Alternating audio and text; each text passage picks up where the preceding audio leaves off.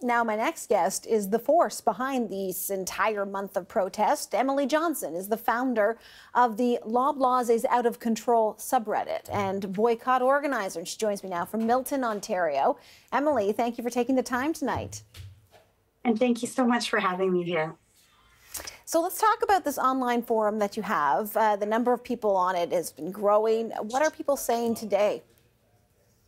Oh my goodness, everyone is so excited for the start of the boycott. We've seen so many posts of people canceling their PC Optimum cards or their PC financial cards, talking about the other stores that they're going to be shopping at today. It's been a really festive day, I think, for our community.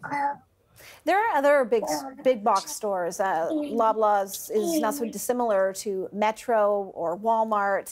They all kind of function the same. So why are you focusing so much on Loblaws specifically?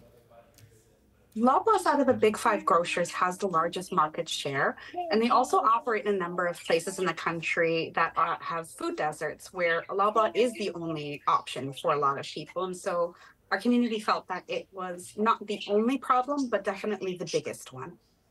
And for anyone who's out there, if a Loblaw store or an affiliate up, because we're not just talking about something that's named Loblaw, you're talking about all of the other brands associated as well.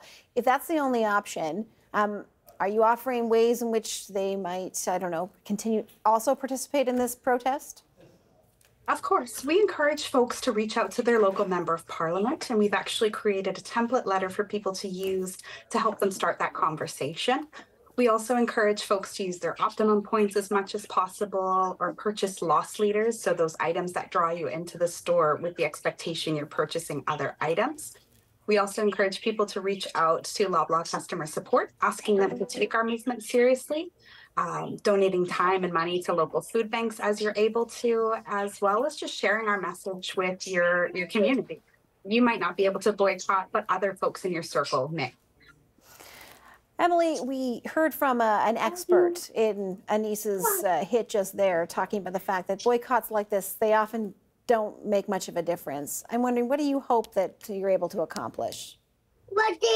My hope overall is that we're decreasing grocery prices while increasing food security for all Canadians. And I think it's really easy to say that boycotts don't work, but I do have a meeting lined up with Per Bank, the CEO of Loblaw, and I do feel that this group has caught their attention, and I think it could be a really great opportunity for all of us.